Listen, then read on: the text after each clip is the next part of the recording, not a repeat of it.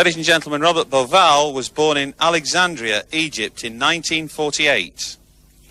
He came to Britain in 1967, where he completed his higher education. After graduating in construction engineering in 1973 in London, he worked in various parts of Africa and the Middle East until 1985. In 1986, he began his research into the pyramid texts, the Giza monuments, and their association with astronomy. His thesis on the correlation between Orion and the Giza pyramids was published in the academic journal Discussions in Egyptology in 1989-1990. His first book, The Orion Mystery, was an international bestseller and translated into 12 languages. His latest book, Keeper of Genesis, co-authored with Graham Hancock, of course, has become yet another bestseller. Despite travelling the world in his quest for knowledge, Robert Bauval lives happily with his wife and 2 children in tranquil Buckinghamshire, here in England. A long way from the pyramids and sands of Egypt, perhaps, but they, I'm sure, are never far from his thoughts. At the end of Robert's presentation, he will be joined here by his close friend and colleague, Graham Hancock, and together they will make a brief announcement before showing you a unique short videotape. But it's now time to digest yet further startling revelations and, I might add, marvellous images from a man whose literary talents have made him a household name, quite literally, throughout the world. Ladies and gentlemen, your appreciation, please, as you welcome Mr. Robert Bauval. Well done, Graham, well done. People ask me, how did Graham and myself get together? It's rather a long story, and I'm told I don't have much time tonight. But the meeting point was through our agent in London, Mr. Bill Hamilton. And I got a phone call from Bill Hamilton one day in early '93, and he said, "Hey, would you like to meet Graham Hancock?" I said, "Great, I'd love to, the man of the sign of the seal." But he said, "You'll enjoy that. He is a bit like you, you're both the same, you've traveled around the world, you're intrigued in all these mysteries, but there is something, I'm sure, Robert, that you'll be keen to know. He can talk as much as you can." I said, "I've got to see that." And indeed, what I say, we're almost at par, and we become very good friends. It's been 3 years, we've been working together, and it's through the friendly cooperation and respect, mutual respect that we have for each other that Keeper of Genesis has come to be. Fingerprints of the gods. Graham has made a most compelling case that in our remote and dark past, a lost civilization left its mark, its fingerprints, all over the world, in the forms of myths, maps, legends, and most impressively in the forms of huge monuments. Most striking, the most awesome of these fingerprints is surely the Giza necropolis in Egypt, where today stand the 3 great pyramids and the Sphinx. Now, there is a curious tradition, curious legends, stories. Indeed, even the ancient Egyptians themselves speak of survivors of the gods that made their way to Egypt long, long before their own civilization matured. And there brought with them a legacy of knowledge, of wisdom. And underneath the Giza necropolis, somewhere below where stand the 3 great pyramids and the Sphinx, was buried or concealed hermetically this body of knowledge in the form of sacred writings, in the form of records, possibly a hall of records from this lost civilization. Now, all Egyptologists, archaeologists, philologists, every single ist on this planet rejects this sort of theories, this sort of stories. To them, this is merely myth, legend, not worthy of any attention. But as you will see, we believe that this particular myth is rooted in reality. And what I will endeavor to do tonight is to take you on a quest. The whole idea is for you to join me, and of course Graham, on this quest for the hidden legacy of mankind. Is there or is there not something there for us to retrieve? And the best way to do it is to ask not the Egyptologists, indeed to ask the very people who might have been involved in this matter of the legacy, the ancient Egyptians themselves. I propose that tonight we shall let them speak. We shall let the pyramid builders speak to us across time,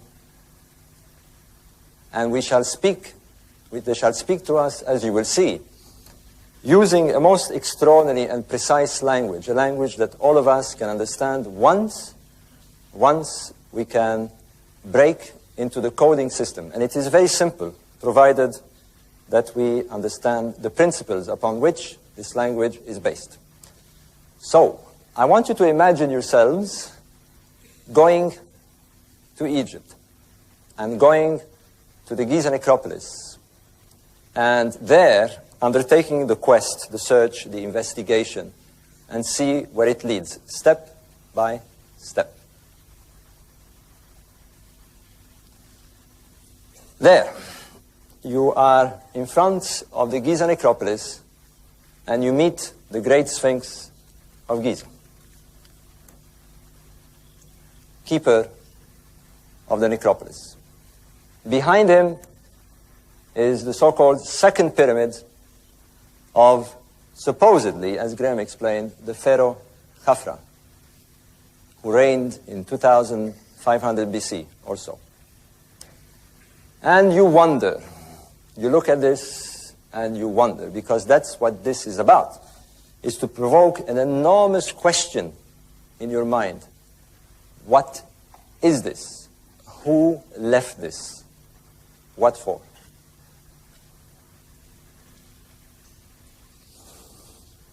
The same pyramid, illuminated these days by the sun and light show using laser light. This is about sunset. Now, imagine yourselves right at the top of the Great Pyramid. The Great Pyramid nearby, it's about somewhere here. And you'll be standing atop and looking down at this site at dawn, on a very special dawn. Here we go. Graham and me perched on top of the Great Pyramid, right at the apex. And we're looking down towards the Sphinx. And here's the pyramid you saw illuminated, the second pyramid, casting shadows with the rising sun, casting the shadow of the rising sun on the spring equinox. This picture was taken by Santa, Graham's wife, on the 22nd of March this year. And we were there for this very specific reason, to look at the rising sun on the spring equinox.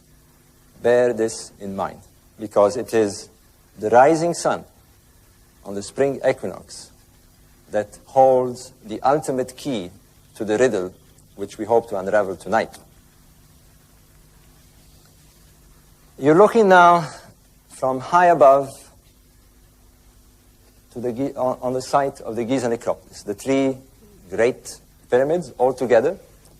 Here you have the Great Pyramid, supposedly built by Cheops, the one that you were looking at, the second pyramid. You were standing up there, by the way, looking down this way. And I was pointing somewhere in this direction towards a monument.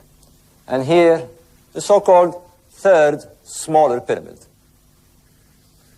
Now, I will dispense with all the measurements and figures concerning these monuments. They're all laid out in detail in my first book, The Orion Mystery, in Fingerprints of the Gods, and indeed also in Keeper of Genesis.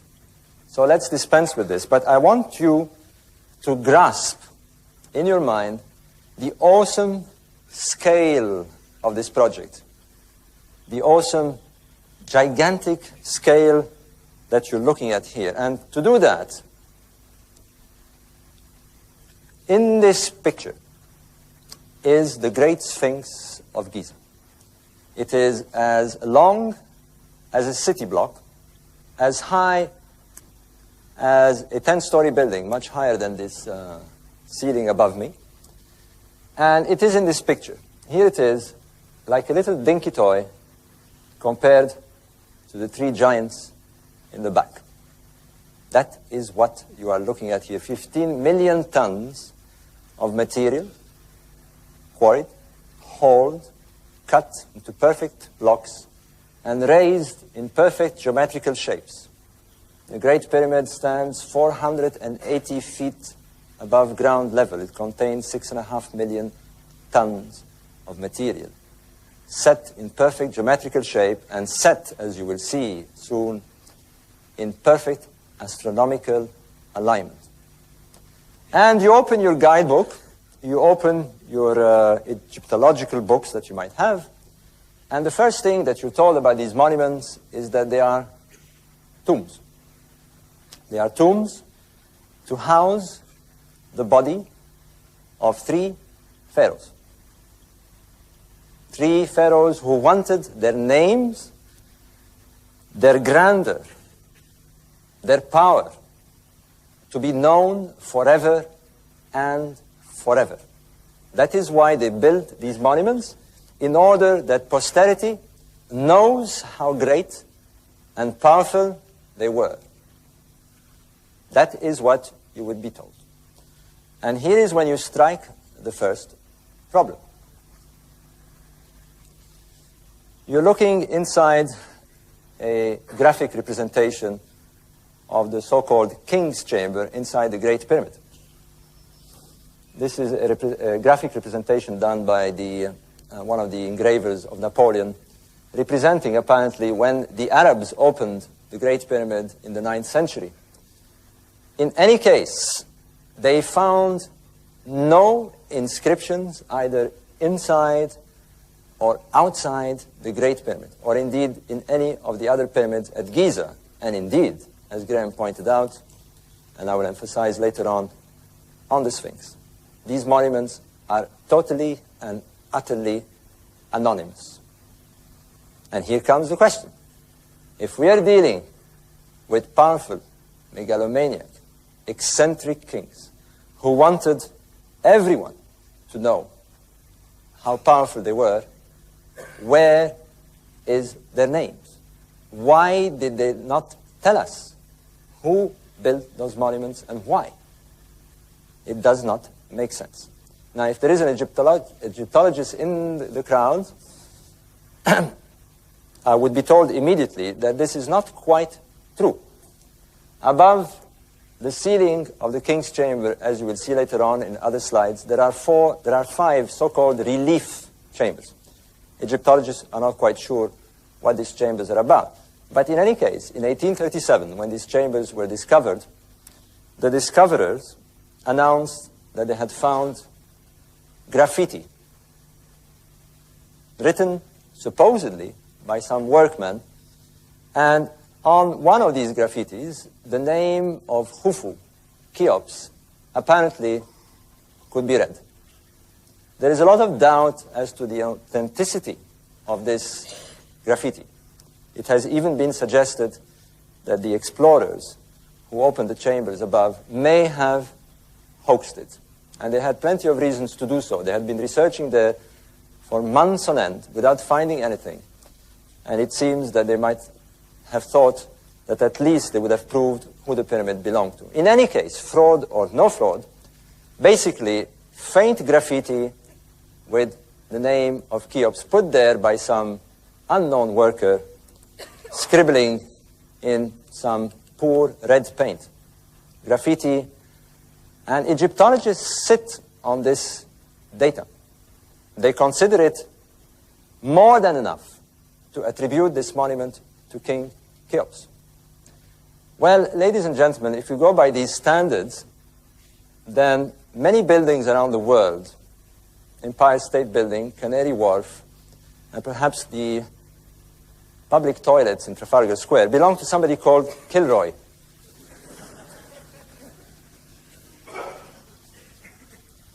Certainly not enough evidence to allocate 6.5 million tons of archaic high-tech so easily. The next problem you come along to face is this. Well, where is King Cheops? No bodies were ever found either inside or outside the Great Pyramid. To this day, King Cheops is nowhere to be found. Neither his remains, or his treasures, or his tools, or anything at all.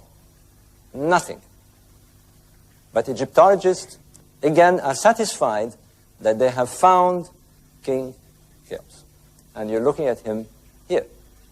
It is a statue that was found 600 miles, 1,000 kilometers to the south of the Great Pyramid. And on this statue, again, faintly inscribed what looks like the name of this king. You're looking at a rather enlarged photograph of this statue. If you look at my fingers, it is about that big. We're supposed to go home because the mystery is solved. This is it. We have found King Cheops. Here he is. He's in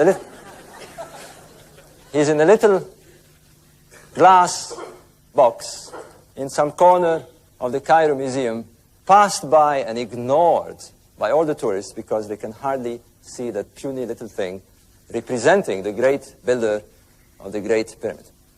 Again, very flimsy evidence indeed. But is it possible that the pyramid builders and their monuments were not mute? That they did speak eloquently? That they spoke most powerfully, but not in the language that Egyptologists are accustomed to? That they spoke the universal language that we would call today scientific language? And let's examine this possibility. Because one thing that you will also read in Egyptological textbooks is that it is a fact. It is not a question of theory. It is a fact that the Great Pyramid is perfectly constructed in scientific manner. Let me explain what this means. You're looking at an overhead of the Great Pyramid. It is set on a square base, an area of 13 acres, a gigantic area. Apparently you can put 22 tennis courts in that area. It's enormous. The side of that square measures 230 meters, 750 feet. Were you to walk all around the Great Pyramid, you'll be walking almost a kilometer. That is what you're confronted with. But that square is so perfectly square, so perfectly set on the ground. The angles of each corner is as close as, damn it, to 90 degrees. And in order to achieve this then and now, we need to apply very, very careful surveying techniques. I speak, I must say, with a certain amount of experience. I'm a construction engineer, and I've set out monuments myself and buildings in very difficult conditions. And I can tell you that you need a very good surveyor with very good instruments to do this. One of the things you need to do, once you've set the rough corners of the square, is to ensure that the square is perfectly locked with the diagonal. And that is how you know that you've got on the ground a perfect square. But here is something odd with this monument. because when they built the monument, they left an outcrop of rock measuring 7 meters high, a bit lower than the ceiling, but certainly high enough for the builders not to be able to see across the diagonals. To cut a long story short, what this means is that we're dealing with very, very good surveyors. Very good surveyors, because they achieved what we today would have difficulty in achieving in those circumstances. We've got to accept this as a matter of fact. What is also a matter of fact, and most incredibly still, is that they set this square such that each face is perfectly directed to a cardinal point, a cardinal direction. This means that this face, this is the eastern face, is directed perfectly due east, due south, due west, and due north. Here is this dark blob that you see here is the entrance of the Great Pyramid. And you will see that all the corridors, galleries, chambers, and shafts, as you will see, are directed along the north-south axis, what we call the meridian axis in astronomy. To such a precision that, again, we are astounded today. 5% of a single degree. That is Swiss watch precision. Take it from me. And therefore we must contend with something else, because you cannot achieve this precision. Not then, not now. Unless you aim at the passage of a star along what we call the meridian axis of the sky. You need a pinpoint of light to aim at to get that kind of precision. Not the sun, not the moon, not a piece of stick. It can only be done with the passage of a star. It is, again, a fact. Let me explain what this means. You know that the... Am I blocking the view there, by the way, because I keep walking around? The stars, the sun, the moon, the planets, all rise in the east. And they rise and culminate at the meridian. They reach their highest point in their transition at the meridian every day. And then they slowly descend and set in the west. This monument, there is no doubt, is locked to the passage of a star at the meridian. The question is, which star and when? And why? Now, having driven the point that the pyramids of Giza do not have... Actually, I'm being interrupted by a wonderful show here of some lady taking her clothes off. It's quite incredible. I'll have to move here. I'm serious.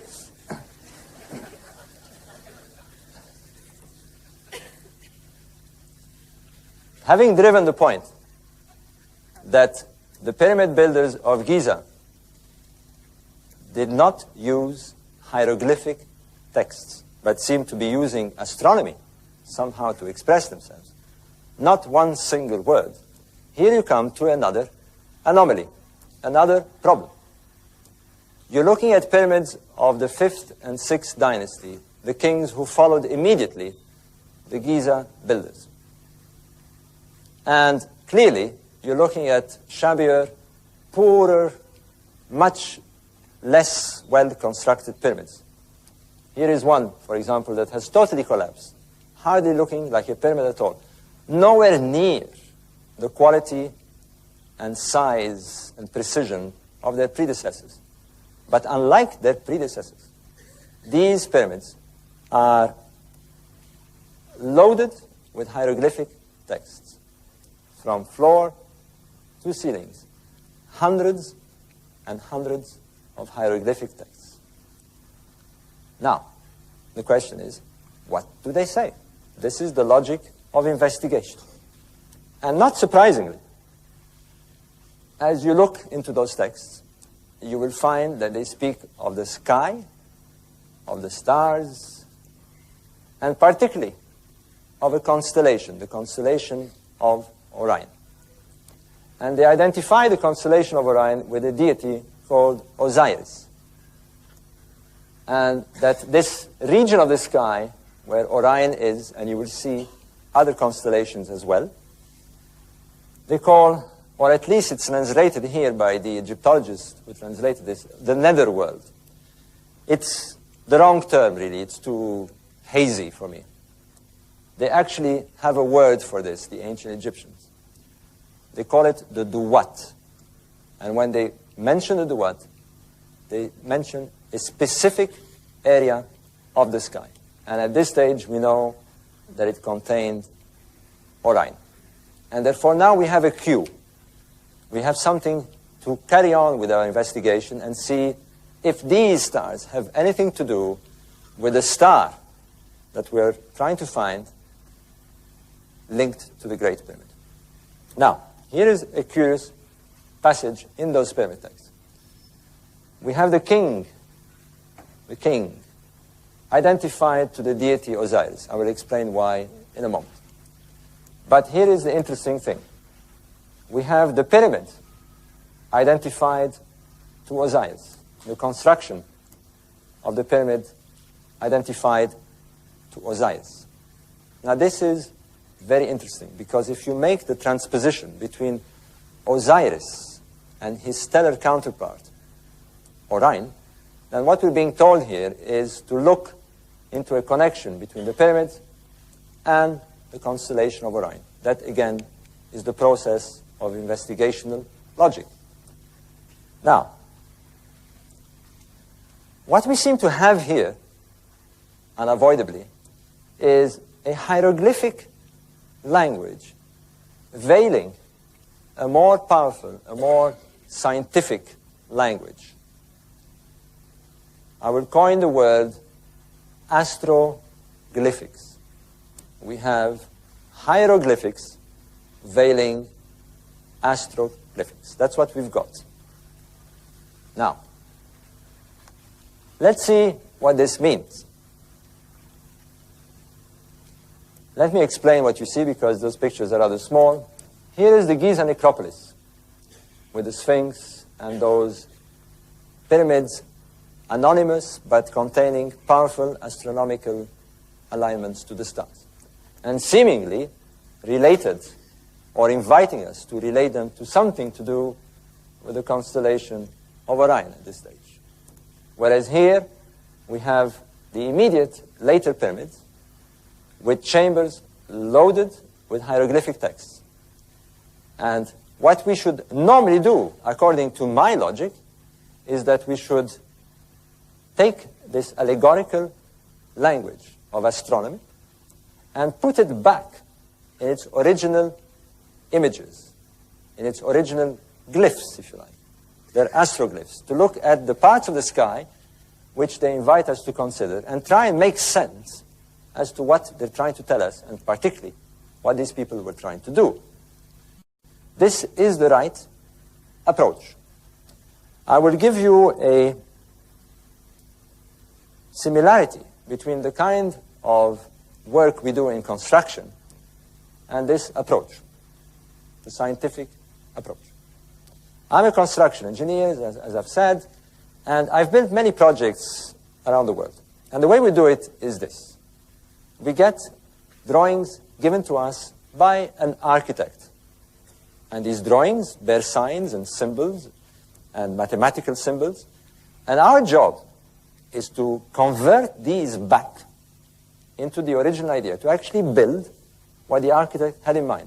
What he doesn't want us to do is to look at these drawings and write a story about them, write a book about them. We are simply taking them in the wrong direction. And I give a little analogy as to how this kind of problems work. As children, we all played a little game, we used to call it in France the broken telephone. If I whisper a distorted message, or very faintly in the ear of this gentleman, are you awake, sir? Yeah. Sitting there, and he would pass on the message by whispering down the line, and so forth and so forth. By the time it gets to the last person on the row, it is all distorted. We know how this works. We used to play this at school. That's the trouble, is if you take it in the wrong direction, what you should have done, if you didn't quite understand it, is to make me repeat what I said. And this is basically what we're asking, or they're asking us. We have to get back in the right direction. Well, the problem is that this isn't at all what classical Egyptologists have done. When the coding of the hieroglyphic texts was broken in 1822, it fell into the hands of classical scholars, classical academics, most of them at the time studying cultures like ancient Greece and so forth. There was no science of Egyptology, as a matter of fact. And overnight, the science of Egyptology, we are told, was born.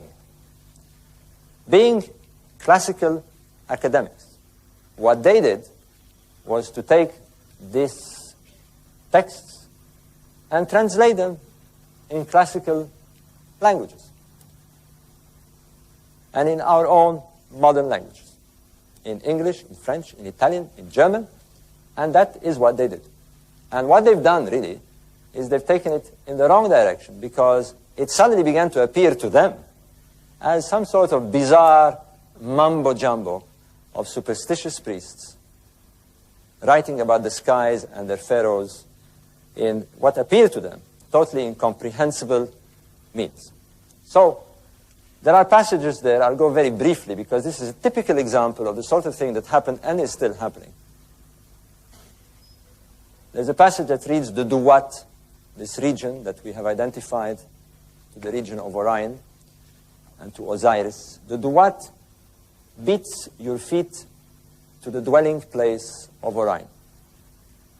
And another one has been translated as the Duat beats your hands to the dwelling place of Orion.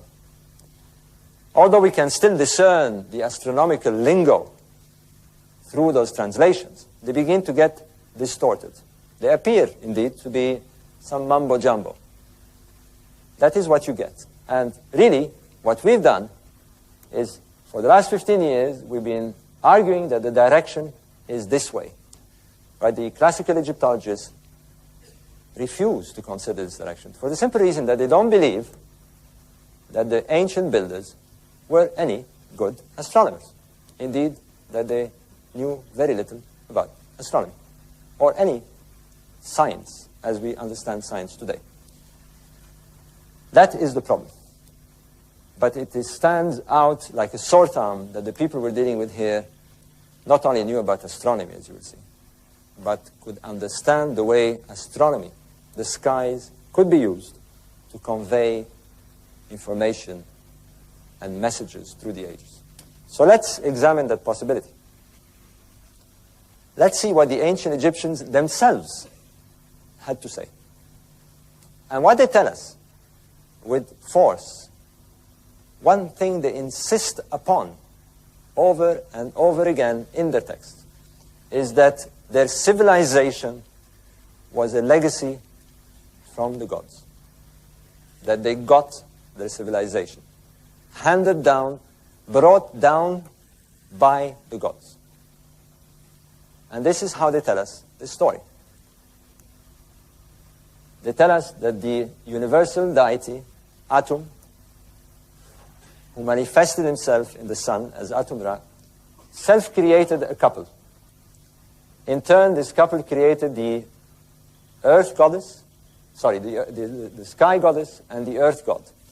And from the womb of the sky goddess emerged 4 anthropomorphic, human-formed, stellar deities who were sent down to earth, and 2 of them, Osiris and his sister wife Isis, became the first rulers, the first divine couple to rule the land of Egypt.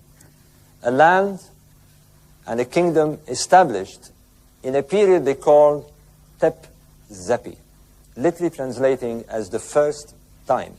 They established a kingdom of the first time in Egypt. Tep Zepi, what we would call today Genesis, the kingdom of Genesis. Now, we are told, too, that this kingdom, this divine kingdom of the first time, was established in the region that today we call the Memphite necropolis, the Memphis region, where today stands the Great Pyramids and the Sphinx. So this is what they tell us. We have to read their texts, and this is what they tell us. Now, we are faced with a sort of Hamlet story. Osiris was killed by his brother, his jealous brother, and his body was cut into 14 pieces, scattered all over the land of Egypt. And his wife, Isis, was left without a child, without a successor to take over this kingdom of the first time. She gathers back all the pieces of the body of Osiris, brings him back to life using her magical powers, and becomes pregnant. And eventually she bears a son called Horus. Horus is the first god king of Egypt. And it is from Horus that emerges the divine line of kings, of pharaohs of Egypt, the Horus kings. They believe themselves to be the reincarnation, the bodily reincarnation of Horus, the sons of Osiris. That is the myth. This is what they tell us. Meanwhile, they tell us what happened to Osiris. They tell us in no uncertain terms that he departed back to the gods, back to the sky, and established another kingdom in the sky, another kingdom of the first time. And this kingdom, they called, as I've said, the Duat. The Duat. So let's have a good look at this Duat. They are attracting our attention to a part of the sky with great significance to their myth, their genesis. Here is that part of the sky, or part of that part of the sky, and you can see the constellation of Orion. I'm having problems with my pointer. I wonder if somebody can get me another one. I'll use this one meanwhile. The constellation of Orion, with the characteristic 3 stars, the belt stars of Orion's belt. And you can see the constellation of Orion.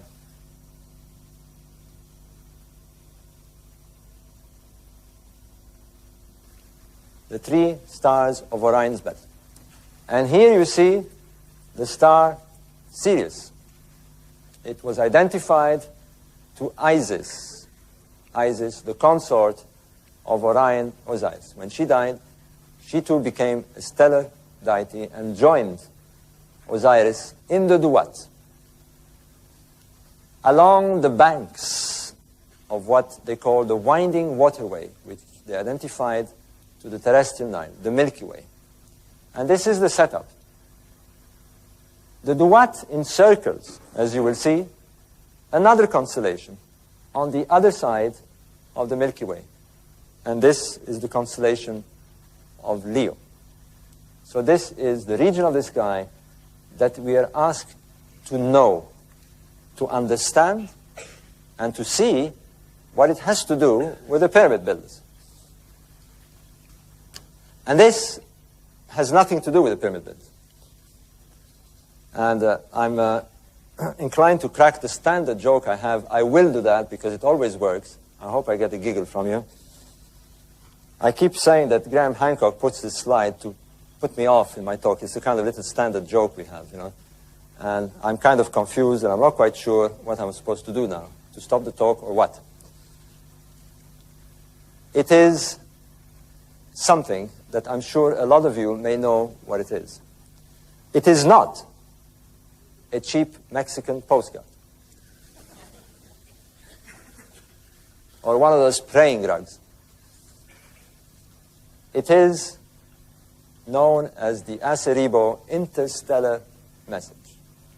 It is the first message sent by us, mankind, to the stars in an attempt to communicate with a possible civilization outside our galactic system.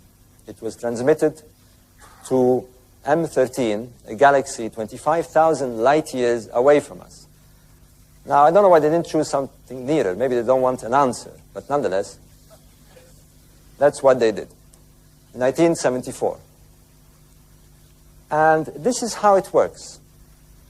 It is composed of 1,679 bits of information. Now, we get radio messages constantly coming from the stars, and vice versa. And the reason is that there is background noises that the stars make, and they're not necessarily at all intelligent messages. They're just noise. But if you get 1,679 bits of information transmitted by radio message, you listen, because it is a prime number. If you get a prime number coming across, you listen, because it means this is intelligent. And more so, because this particular prime number is the product of two other prime numbers, 23 and 73. And the suggestion is to split the bits of information in rows of 23 by 73, and you get this peculiar image. And what it is at the top you have a counting convention. Here you have information about the genes and DNA of the creature, the human creature, us, that is here. We're given data concerning the population on this planet and the position of our planet in a solar system. This represents the sun, and the third planet, our planet, is offset near the creature to show that we are from the third planet, planet Earth. Information about the telescope, the radio telescope, its size, and so forth. In short, what you're looking at here is the way that we're trying to communicate with an unknown civilization across time and space. And the reason we use this language, this astroglyphic language, this scientific language, is because there's no need sending a message in English or in Turkish or in French, simply because it doesn't work that way. They will not understand it. They will understand this nowhere, no matter where they are. They will understand this everywhere, in M13 or whatever galaxy we choose to send it to, if there are intelligent people there. So that's the idea. There is another one here, known as the Voyager message. It is stuck or inside a probe called Voyager 1 that was sent outside our solar system in 1976. It's just got out of our solar system in the last few years. And it's heading towards the stars. Again, information about coordinates of where we are, the Earth, information on how to play a record, apparently. There's a record inside that sleeve that is entitled The Sounds of the Earth. Whatever sounds they have, maybe Madonna singing or things like that. I don't know. Now, I'm going to be asking this question with all seriousness. Are we getting a message? Are we getting a message from whoever built that site? I am not suggesting that we are getting an extraterrestrial message, although some have. I'm not suggesting that at all. I'm suggesting with all seriousness, we are suggesting, Graham Hancock and myself, that we have all the ingredients of a clever, scientific, astroglyphic message. The way that we today are attempting to communicate with some distant civilization existing somewhere else. Are we getting a message across time from a lost source deep into our past? Somebody who's desperately trying to pass on a message. The ingredients are there. The question is it a message or not? Let's look at this more closely. You will recall that the emphasis of the pyramid builders was to ensure that the monuments were perfectly set along the north-south axis, the meridian axis. You're looking at a cross-section of the Great Pyramid along the north-south axis. And you would enter the monument on the north face, down a descending passageway, Here's the so-called subterranean chamber, up an ascending corridor, the so-called Queen's Chamber, into a grand gallery, into the so-called King's Chamber. Here, by the way, are the so-called relief chambers where these graffitis were found. And here are what Egyptologists still call today the air shafts. They haven't, whoever did this diagram hasn't even bothered to show shafts, although we know they exist. Indeed, one of them is the most mysterious shaft indeed. It has a little door at the end of it, and we'll be talking about this door and also the possible chamber under the Sphinx when I conclude my talk. The reason these shafts are not shown on this diagram is because the Egyptologists who did this diagram adhered to the so-called abandonment theory. They believed, they still believe, that the builder of the Great Pyramid abandoned the lower chamber, then moved into a higher chamber here, and then abandoned the second chamber to finally settle for the King's Chamber, or what they call the King's Chamber. You need this abandonment theory to make the tomb theory work, because you cannot have a tomb with 3 chambers, because they wouldn't have cut the body of the pharaoh in 3 parts, and therefore Egyptologists have convinced themselves that this is what they're looking at. Builders who changed their mind in a monument of that size and scale and finally ended up with a chamber above. Well, let me tell you this. You do not abandon such work. Indeed, you do not fool around with a monument like this when you are building a monument of 6.5 million tons of material. The architect does not fool around with it. I can tell you that. These are not abandoned chambers, as you will see. Indeed, certainly, they hold the key, this chamber in particular, to one of the major riddles of this monument. So, the meridian is the emphasis of the builders. But, having obsessively set the Great Pyramid on the ground, along the north-south axis, along this meridian axis, you come to another problem. They set the other 2 pyramids along an angle of 45 degrees to the meridian. And they've set a third, smaller pyramid, offset from that diagonal angle. And you have to ask the question, the next point in the investigation is, why? What are they trying to do? What message is there? What glyph are we looking on the ground here? And that is what we have to answer. Well, people who attempted to break into the understanding of these stellar connections began in 1964. A major breakthrough came when 2 researchers, Virginia Trimble, an astronomer, and Alexander Badawi, an Egyptologist, who happily, for us, was also an architect.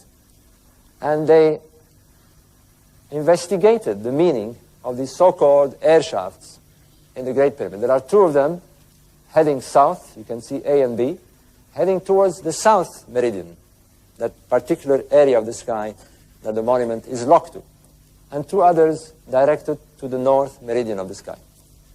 And they had a hunch that these were not air shafts at all. Now, Badawi, being an architect who had studied every single tomb in Egypt, and who had never seen any tomb ever ventilated, any monument that was supposed to be a tomb ventilated, for the very simple reason that it doesn't make sense to ventilate a dead body.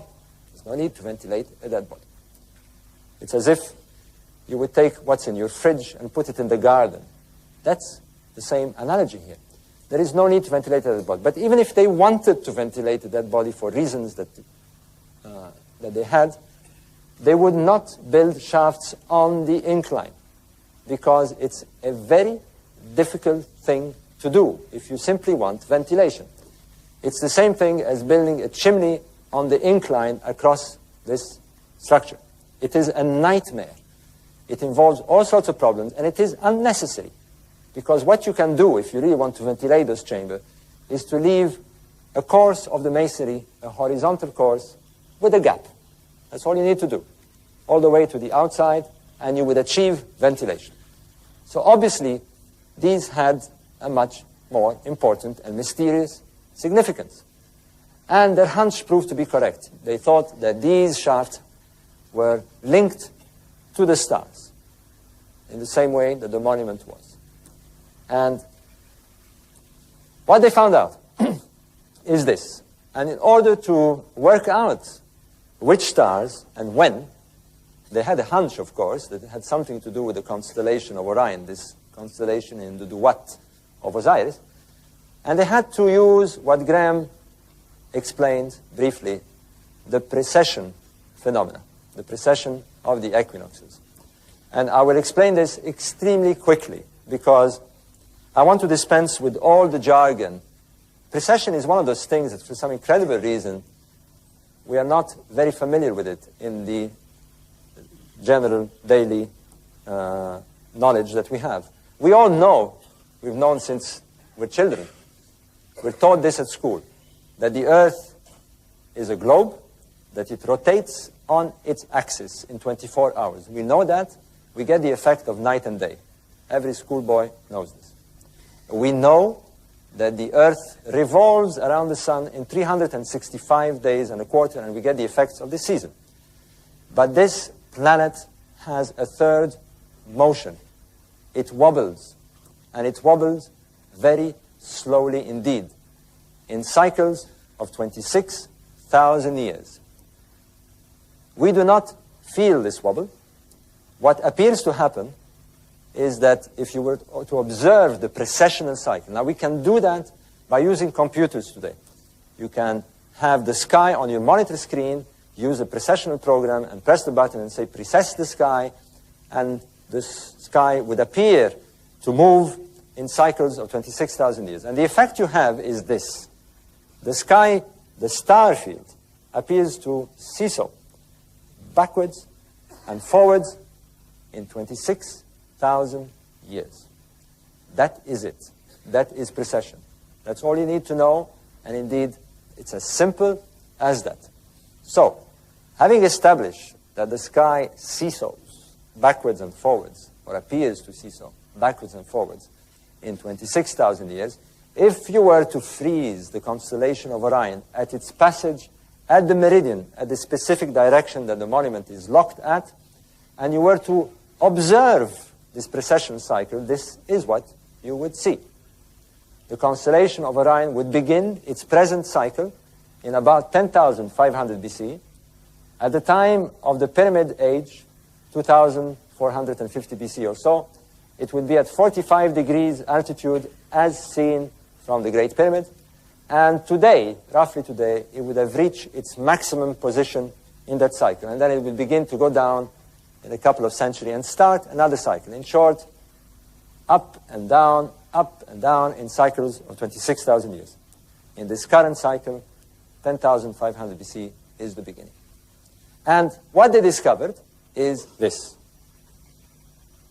that the southern shaft in the King's Chamber pointed to Orion's belt, the center of the constellation of Orion, the center of this Duat region, this Osirian land of the first time in the sky.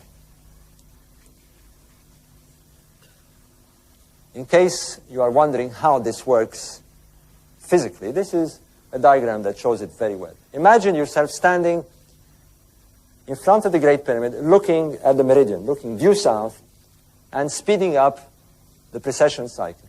The constellation of Orion would be here at the beginning of its current cycle in 10,500 BC, at this altitude at the Pyramid Age, and today this is where you would see it.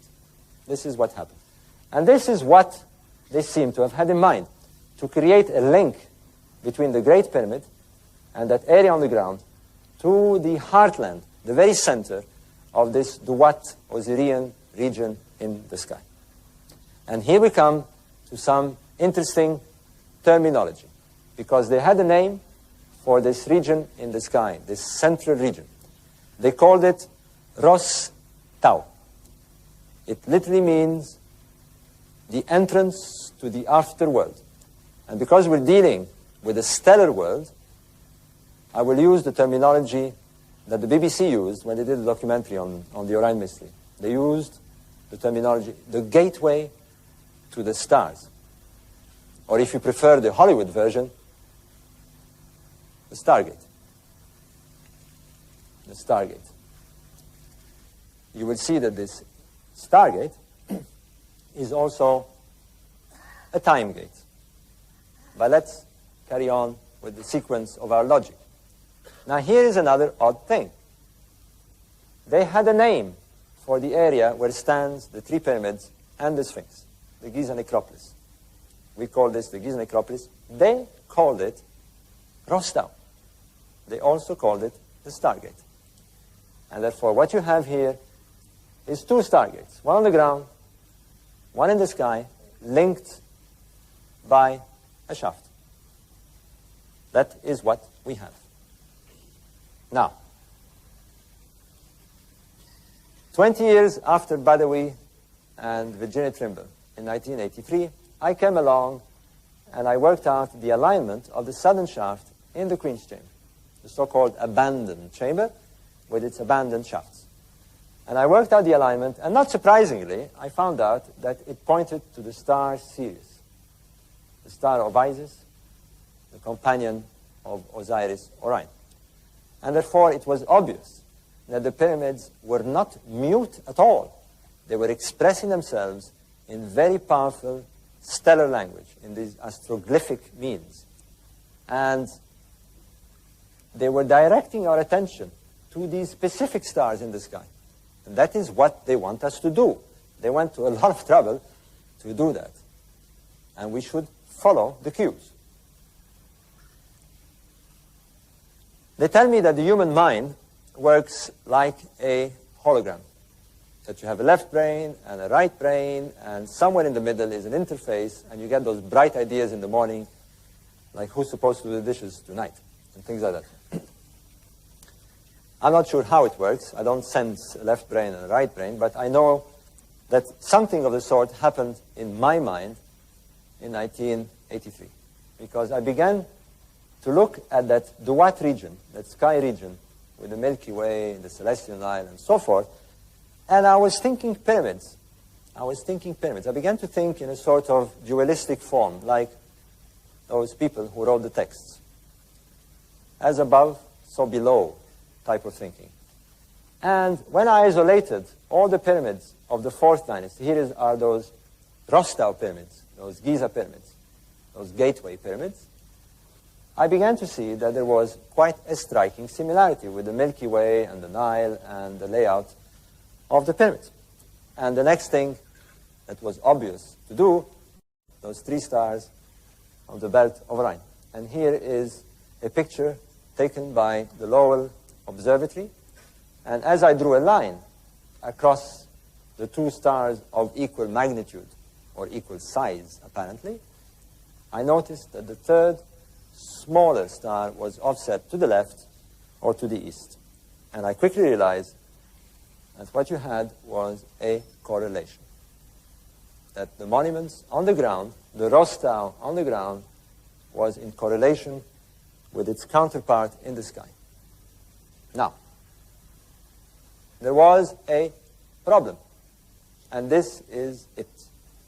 This is what they must have had in mind, to correlate those three holographic stars, architectural stars, call them what you like, with these three stars in the sky. The land, the heartland, the Rostau of the Duat, with those three pyramids representing the Rostau, the gateway, on the ground. Now, this is what they must have had in mind. But there is a problem. And here it is. If you were to observe the passage of the three stars of Orion's belt, the Rostau stars, at the meridian in 2500 BC, although the images are the same, the picture of the stars appears to be tilted far too much at an angle of 75 degrees to the meridian, not matching what you have on the ground. This is a bit dark because of the light. Here is the first, second, and third pyramid, with its characteristic direction of 45 degrees to the meridian. The stars appear to be in the wrong place at that date.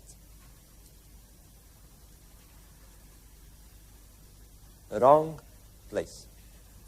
Well, perhaps the question should be formulated in a different way. Maybe the stars are not in the wrong place, but at the wrong time.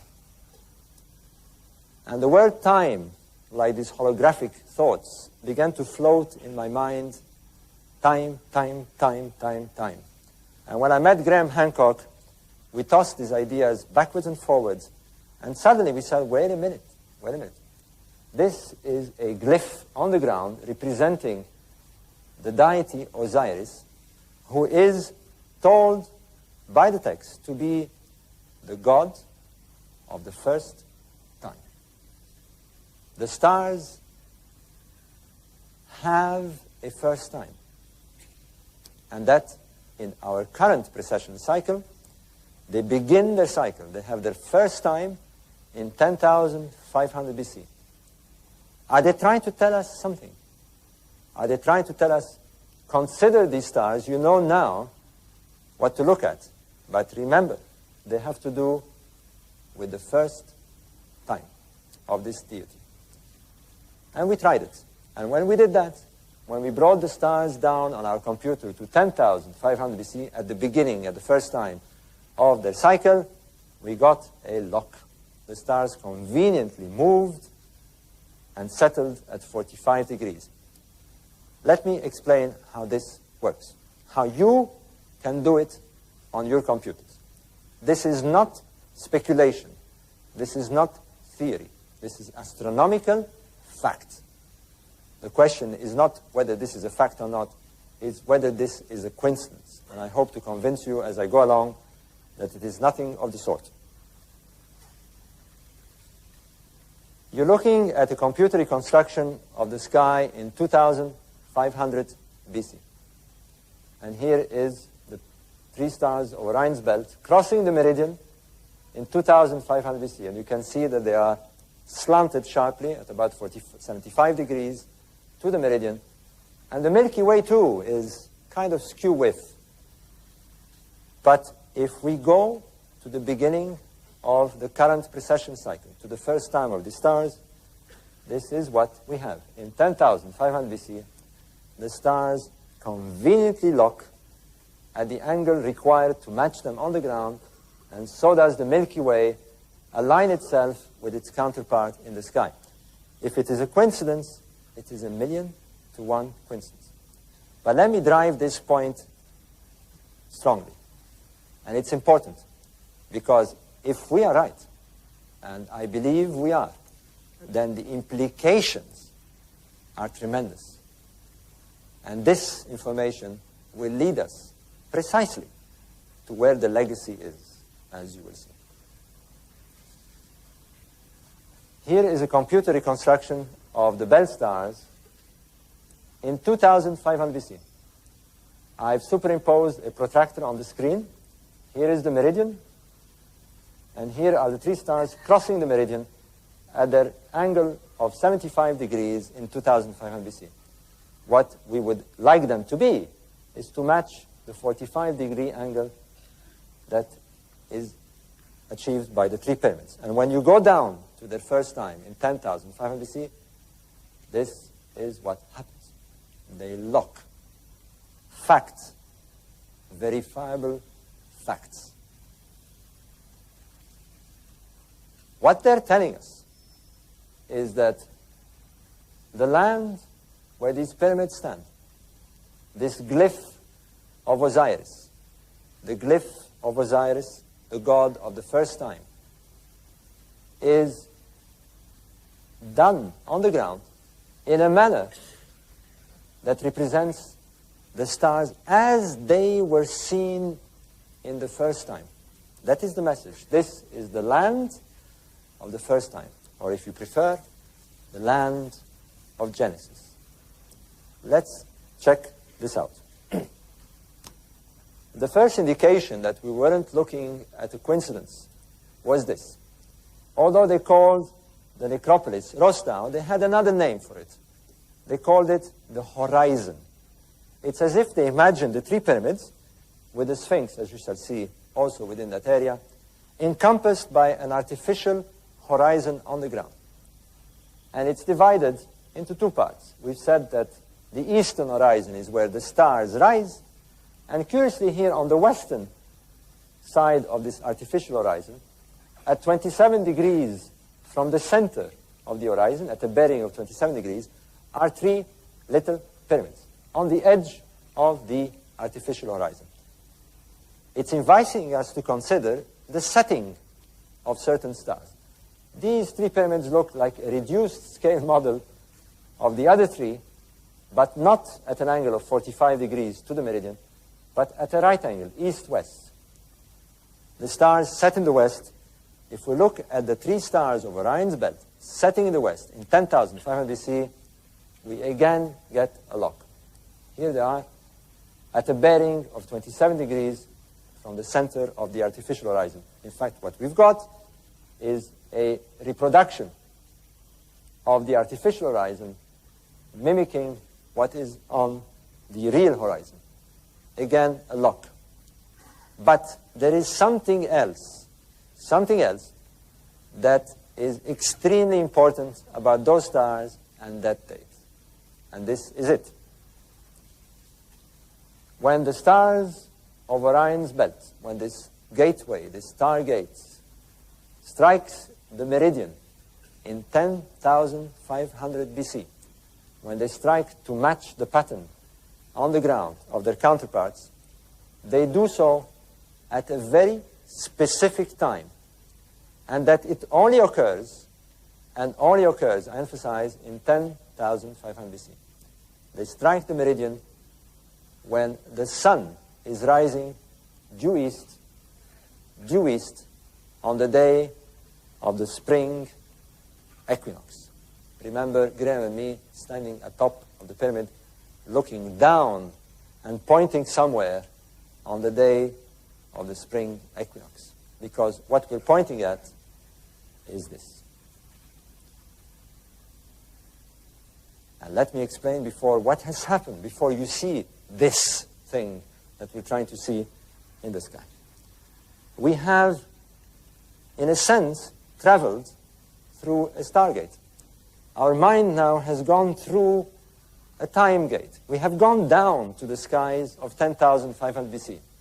We are now in the skies of 10,500 BC, and we have followed the clues. Consider this constellation. Think of it in terms of its first time. We go and we get a lock. Now consider that this happens and only happens in 10,500 BC when the sun is rising on the spring equinox. They're drawing our attention to the rising sun on the spring equinox. There's something important there in the sky that they desperately want us to know about. If we are intelligent, if we can get the prime number transmitted, that's what they're doing. And what is there? What we're pointing at is the Sphinx. The Sphinx is looking due east on the day of the rising sun at the spring equinox. Now, as all of us know, the sun does not rise at the same place throughout the year. On the day of the summer solstice, it rises here, and if you were at Giza, it would be 28 degrees to the left of due east. It will be rising here. Go 6 months later to the winter solstice, and it would be rising here 28 degrees to the right of due east. And on the equinox, it rises due east. The Sphinx is gazing due east on the day of the spring equinox. In fact, this picture was taken on the day of the spring equinox this year. So the Sphinx is without question an equinoctial marker. And in this case, the clue is an equinoctial marker of the spring. We are asked to consider and to see in the sky what the Sphinx is looking at on that spring equinox in 10,500 BC. What can there be for us to be so interested and for them to have gone to all this trouble to convey the message? I will dispense with the identification of the Sphinx. Graham has so eloquently described the argument. There is no question about the Sphinx being an image of Khafra. It is not Khafra. It is a fact. This is established.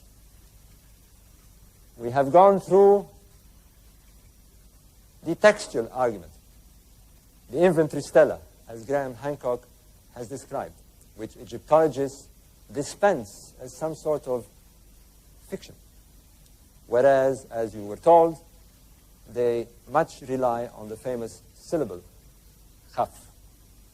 I hope you've covered this, Graham. I was away. Have you? Yes. Thank you. We've done that.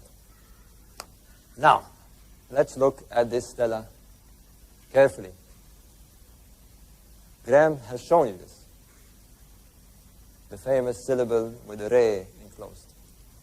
And what it tells us, that's what this stela is telling us, is that the statue was not built for Khafra or anybody else. It was built for Atum Har Makis.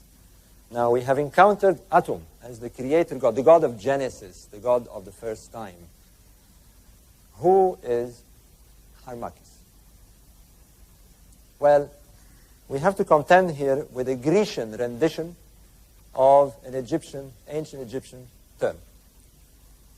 It actually means Horem Achet, translating as Horus in the horizon.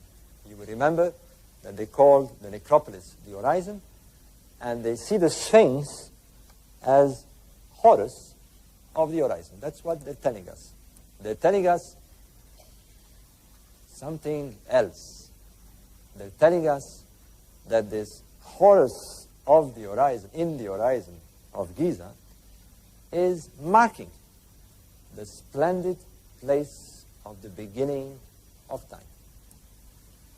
Here is a typical confusion, this broken telephone, this message being transmitted through translation, a little bit distorted, because you will see that what the translator should have done is actually, luckily, put a little annotation to tell us what is the real translation. Is that the beginning of time, the splendid place of the beginning of time, is literally the first time.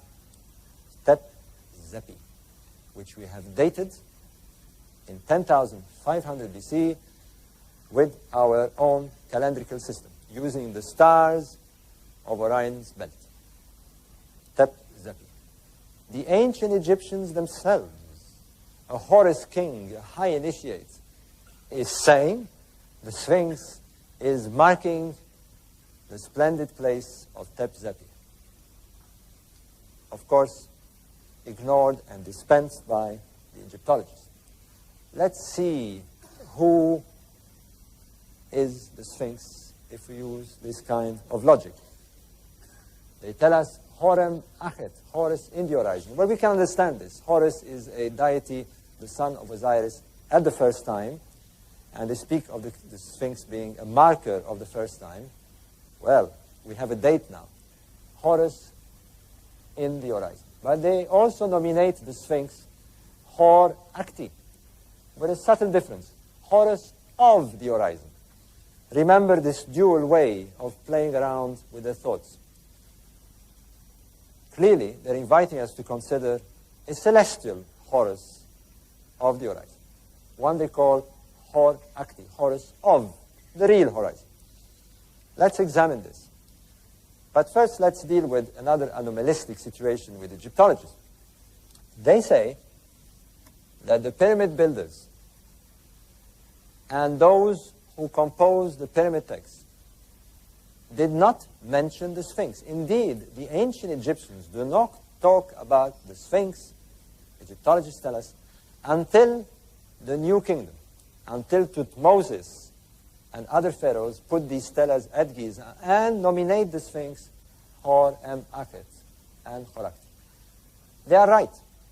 There are no references to Hor Em Achet in the horizon, Horus in the horizon, in the pyramid text.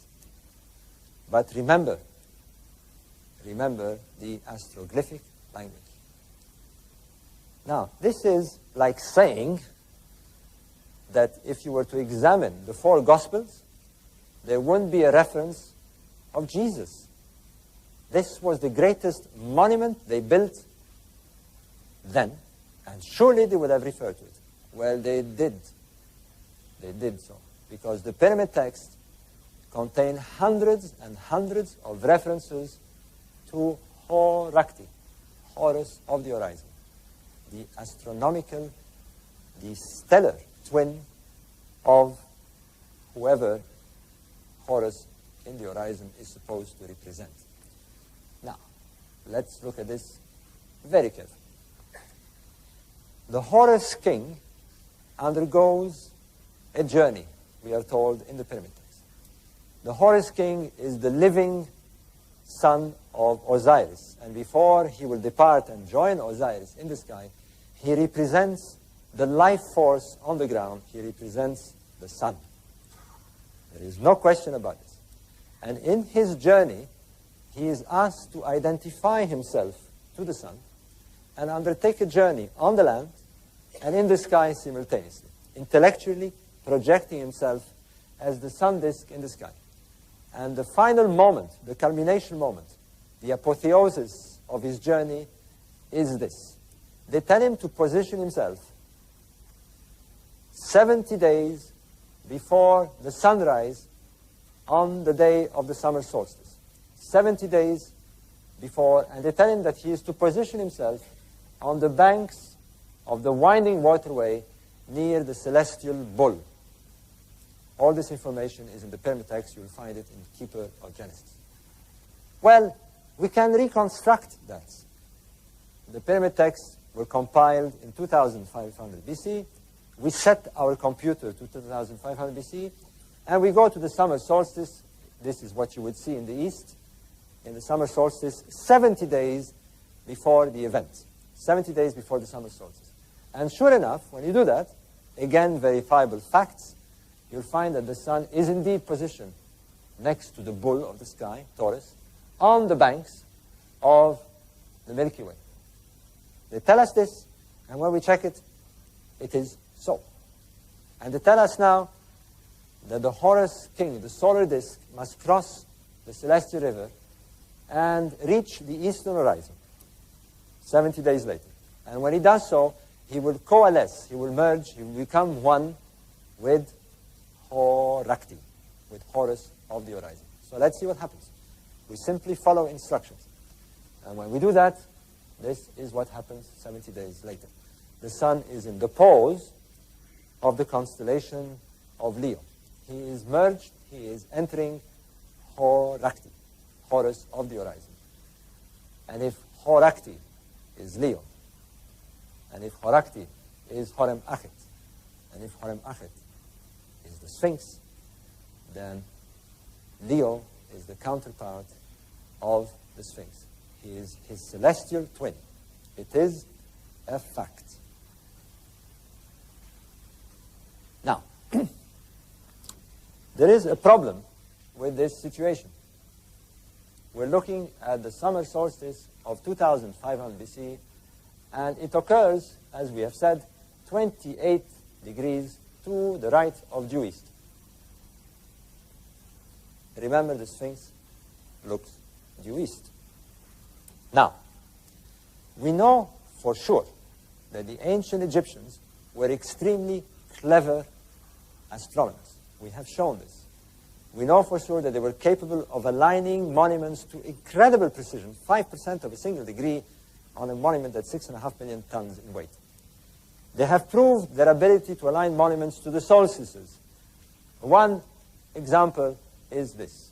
You're looking at the rising of the sun, this picture taken by Santa Hancock, on the day of the winter solstice at the temple of Karnak. You're looking at the axis of the temple along those marvelous columns, and the sun rising bang on, precisely in the alignment of the axis on the winter solstice. You go on the other side of the Nile, at Luxor, and you're looking at the so-called colossi of Memnon, monuments, statues that weigh 1,000 tons. Very, very difficult to move. And they were aligned perfectly, again, to the rising sun. They gaze at the rising sun at the winter solstice. They knew how to do it. And they knew how to do it with precision and with big monuments. There's no question about it.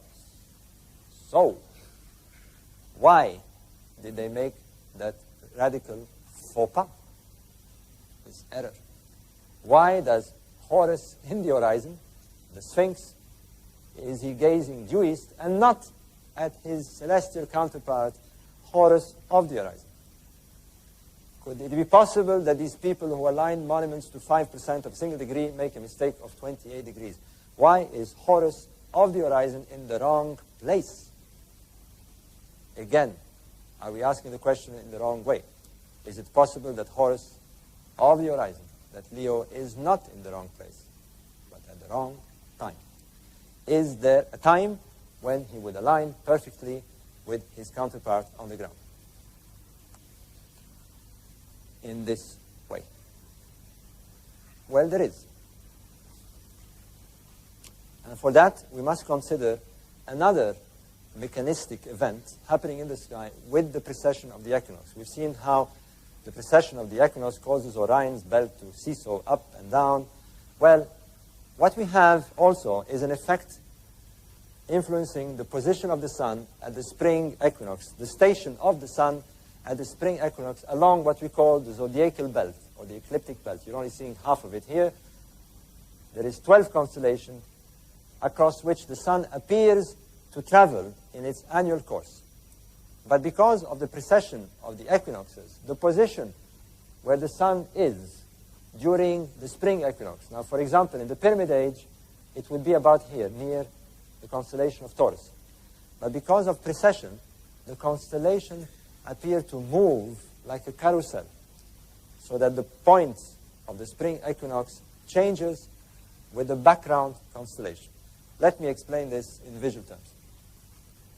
If you were to stand in front of the Sphinx today, in his pose, looking due east at the spring equinox today, this is what you would see. The sun rising due east on the spring equinox, and the background stars are Pisces and Aquarius. This is the position, the point of the spring equinox. Soon, the constellation of Aquarius will appear to shift so that it occupies the background behind the sun. This is why we say that the age of Aquarius is soon to come. At the time of Jesus, it was the constellation of Pisces. It would have been behind here. This is why the Christians used the iconography of the fish. It was the beginning of the astrological age of Pisces. With the Egyptians, they knew this very well, because here you see the sunrise at the spring equinox in 1400 BC, the time of Tutankhamun, in the constellation of Aries, the ram. And we know that the iconography of the ancient Egyptians at that time was intensely to do with rams. The alleyways at Karnak and at Luxor are ram monuments. And here is the constellation of Taurus. In 2500 BC, that constellation would have been behind the sun. In 2500 BC, the age that the Sphinx is supposed to have been built according to Egyptologists. And at that age, the age of the bull, the Egyptians knew that this was the age of the bull, because they started the so-called Apis cult of the bull, the cult of the Apis bull. We know that the ancient Greeks also did that in the time of the Chronos civilization. They knew that this was the age of the bull. They would have built an equinoctial marker to match the age. They did not. They did not build a gigantic bull. They built a gigantic lion as an equinoctial marker. This is what they had in mind. A marker to mark a certain age. What is that age? Well, it is precisely at the time when the constellation of Orion marks its first time, 10,500 BC. you will remember that as the constellation of Orion strikes the meridian in 10,500 BC, in this configuration, the sun is rising due east at the spring equinox. This is what you would see at precisely that age, marking the age of Leo. Now, what makes this an unlikely coincidence is this. When the sun strikes the horizon due east, were you to turn 90 degrees and look at this meridian direction, the direction that the pyramid builders have insisted we should look at, we will see the constellation of Orion striking the meridian. We have exactly a lock happening, and only happening in 10,500 BC. This is what you have. The constellation striking its low point in 10,500 BC at the meridian, mimicking the pattern that you have on the ground with the Sphinx looking due east and with his representation in the sky. We have gone through the geological argument suggesting that the Sphinx is much older and possibly related to the end of the last ice age, matching the date of 10,500 BC. We now have two sciences suggesting this. But let's look closer. We need to be absolutely sure that this is not a coincidence. Not that I believe that it is. So far, we've had more compilation of coincidences that sooner or later we have to stop saying it's coincidence. But let's make sure, because we're dealing with something that is so utterly important that we cannot be uncertain about it. And this is it. There is a major causeway. The Egyptologists call this contraption that you see on the ground a causeway, linking the central pyramid to a temple near the Sphinx. We're not even sure if it is a temple, passing along the boundaries of the pit in which the Sphinx rests. They call it a causeway because they believe that it served as a causeway. They believe that the body of the king on a sledge was dragged up this causeway. Now, this causeway is made of blocks of 100 tons apiece. It's gigantic. And they tell us that what they think this causeway served was to drag the body of a dead king only once, for 5 minutes or 20 minutes,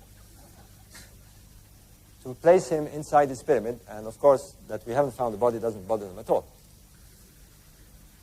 Frankly, this is like saying that we build the M6 motorway for only to use it once, for somebody to skate down, use a skateboard only once on it. It's totally ridiculous. 100-ton blocks to build a causeway for that kind of use. What they have not noticed, because they do not think in this way, is that this causeway has a very important astronomical alignment. It is directed 14 degrees to the right of due east, to the south of due east. They went to a lot of trouble to link and to push our attention now to a direction 14 degrees passing next to the Sphinx. Let's follow the clues. Here you are, the sun rising at 14 degrees to the left or to the right, to the south of due east. Now you remember that the amplitude between the summer solstice and the spring equinox is 28 degrees as seen from Giza. It does not take a genius to work out that 14 degrees is half the angle. And it is a very important angle to the ancients. We call it today the cross quarter, because it happens the sun rises at exactly that point 1 month before the spring equinox. What they're telling us is that something is happening and is becoming active 1 month before the spring equinox. Follow it and see what happens. Follow it to the spring equinox and see what happens. That is what they're telling us. So let's do that. The Sphinx, a rather faint picture, I'm afraid, but we didn't have a better one at this stage. Here is his rump, his pose, his head, and he's looking due east. And here is the causeway, pointing 14 degrees to the rising sun 1 month before the spring equinox. Let's go to 10,500 BC. We are in 10,500 BC, and let's look. And let's see what they want us to see. Now, is it possible that what they want us to see is something to do with this? Horus in the horizon, a Horus figure, a leonine figure, sitting inside the horizon. He is cut within the bedrock of Giza, and probably the terminology means he is inside the horizon. Let's see if that is what they want us to look at. Well, it is, because when we bring the sunrise at 14 degrees on the day that they tell us to do so, along the causeway, we see that the constellation of Leo is half risen, with only its shoulder and head sticking out of the horizon, the real horizon. And when you transpose this on the ground, this is what you have. Horus in the horizon, matching his counterpart in the horizon, as they tell us, as they invite us to find.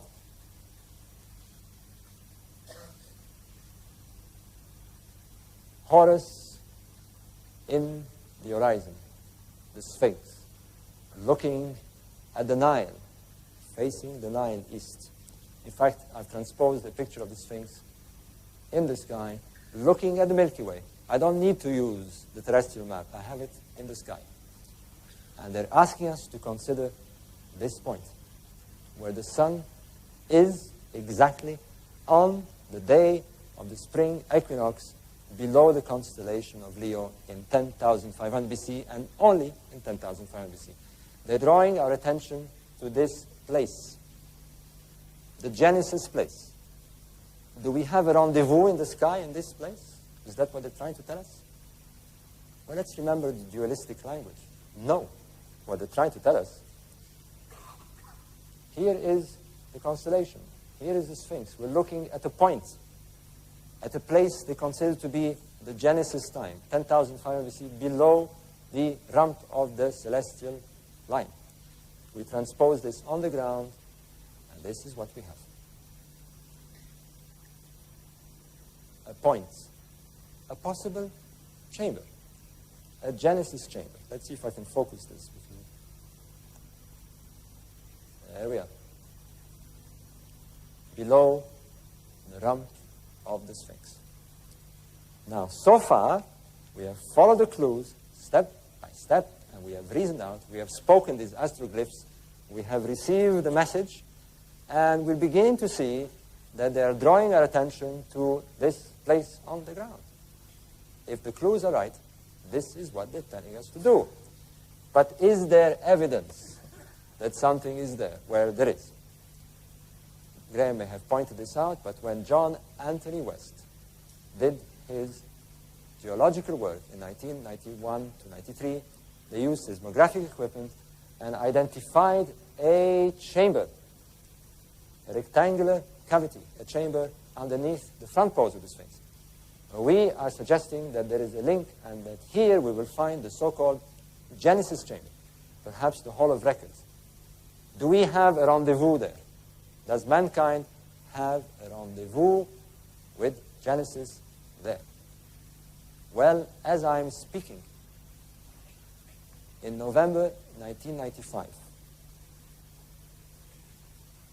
somebody entered a tunnel under the Sphinx. A tunnel at the rump of the Sphinx, leading to precisely the place where we have indicated. Who has entered the tunnel? Who is this shadowy figure that we see here? I will end my talk here, and I will hand the floor to Graham Hancock, because we have an important announcement to make concerning this matter, and concerning also what's happening inside the Great Pyramid. Thank you very much.